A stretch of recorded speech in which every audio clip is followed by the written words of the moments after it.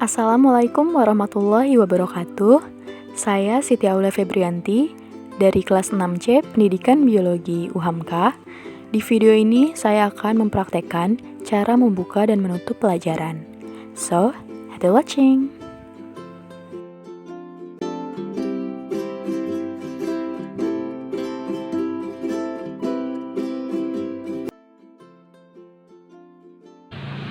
Assalamualaikum warahmatullahi wabarakatuh. Waalaikumsalam warahmatullahi wabarakatuh. Selamat pagi semua. Pagi, Bu. Wah, ceria-ceria sekali. Apa kabar semuanya?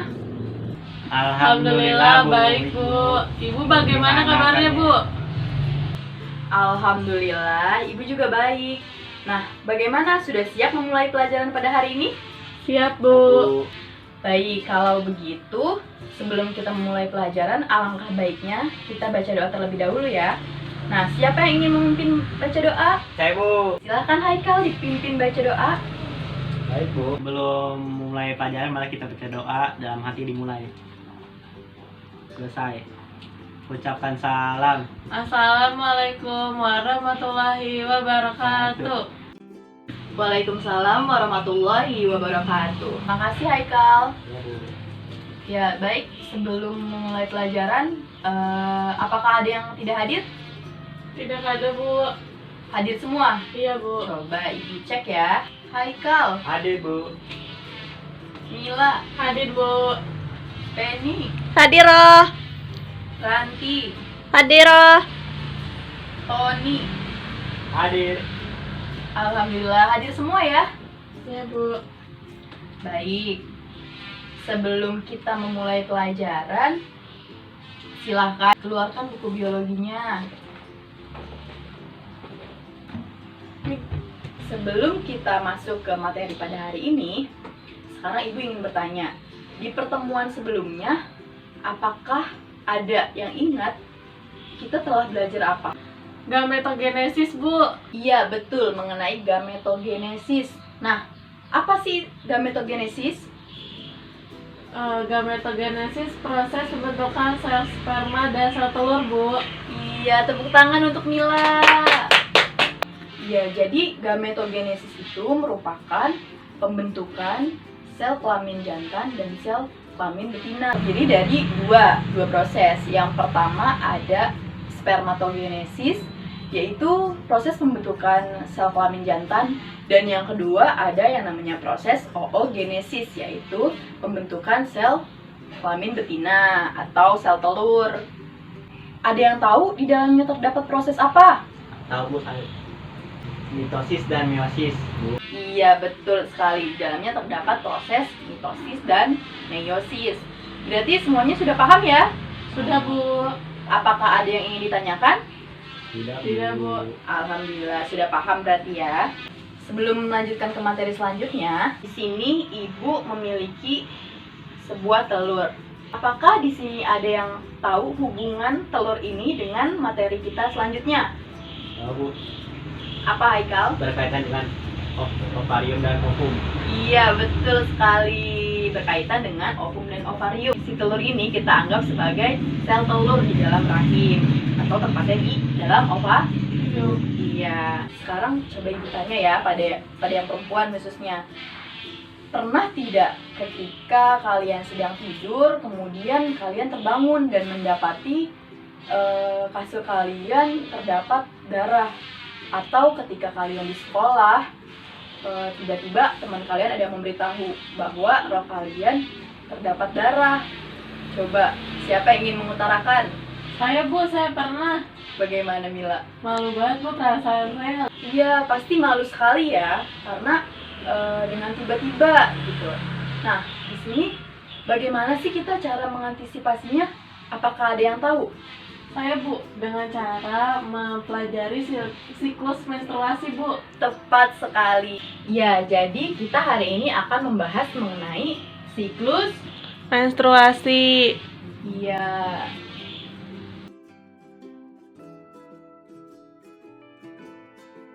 Setelah mempelajari siklus menstruasi, kita akan membahas mengenai ovulasi dan fertilisasi. Di sini ada 3 tujuan untuk mempelajari siklus menstruasi, ovulasi, dan fertilisasi. Tujuan.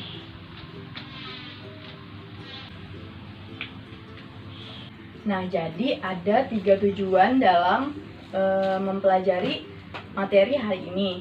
Nah, coba tolong Haikal dibacakan tujuannya apa saja. Siswa mampu menguraikan proses ovulasi dan hormon. 2. Mampu mengidentifikasi proses fertilisasi. Nah, coba yang ketiga Mila. Menjelaskan mengenai siklus menstruasi, Bu. Nah, jadi itu ya tujuan kita untuk mempelajari materi hari ini. Jadi kembali lagi kepada si telur yang tadi. Jadi diibaratkan dengan telur yang ada di dalam rahim. Ovulasi terjadi 2 proses, 2 kemungkinan. Nah, kemungkinan yang pertama ketika si sel telur ini dibuahi, itu dibuahi oleh sperma, dinamakan dengan apa? Fertilisasi, Bu. Betul sekali, fertilisasi. Nah, kemungkinan yang kedua, jika sel telur ini tidak dibuahi, maka si wanita tersebut akan mengalami pendarahan. Disebut dengan apa? Menstruasi, Bu. Iya, betul sekali. Nah, jadi pada saat proses menstruasi ini, di dinding rahim itu kaya akan pembuluh darah. Nah, maka ketika sel telur ini tidak dibuahi oleh sperma, si dinding rahim tersebut mengalami pendarahan, akan pecah pada fase folikuler. Ketika sel telur tersebut dibuahi oleh sperma, adanya penetrasi, maka si sel telur ini akan terus berkembang. Berkembang menjadi apa? Embrio. Nah, iya, berkembang terus menjadi embrio. Jadi kalau misalnya tidak berkembang, ini akan pecah menjadi menstruasi. Nah, maka secara biologis kita akan mempelajari mengenai menstruasi, lalu ovulasi dan fertilisasi. Jadi yang pertama kita akan membahas mengenai siklus menstruasi.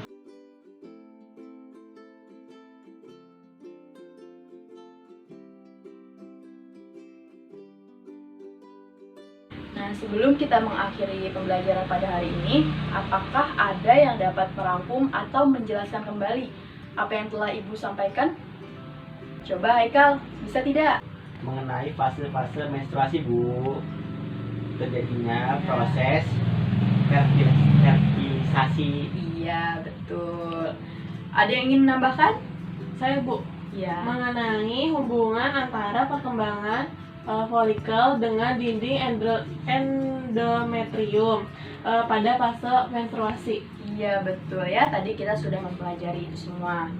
Nah, sekarang Ibu akan merangkumnya.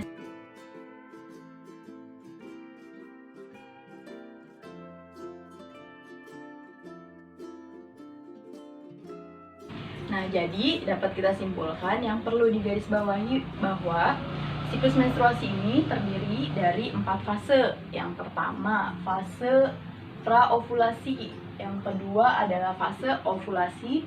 Yang ketiga, pasca ovulasi. Dan selanjutnya yaitu fase menstruasi.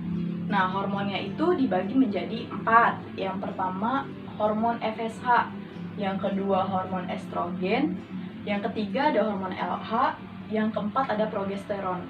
Umumnya siklus menstruasi setiap wanita itu berbeda-beda, namun pada umumnya kurang lebih selama 28 hari. Nah, sudah paham ya semuanya? Sudah, Bu. Baik, kalau sudah paham silahkan bukunya dirapikan ya. Dimasukkan bukunya karena Ibu akan menguji kemampuan kalian pada materi ini. Jadi ini ada soal.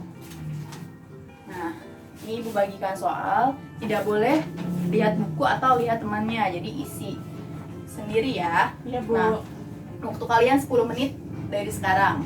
Silakan. Baik, waktunya telah selesai. Silakan dikumpulkan. Ya. Untuk materi minggu depan, silahkan kalian baca mengenai proses kelahiran, laktasi, dan juga gangguan pada sistem reproduksi. Nah, kalian pelajari ya di rumah. Iya, Bu. Nah, untuk sumber bacaan lain, Ibu merekomendasikan buku Piranti. Nah, buku Piranti ini ada di perpus, jadi kalian bisa pinjam untuk bahan bacaan kalian di rumah ya. Iya, Bu. Baik, kita akhiri pembelajaran pada hari ini.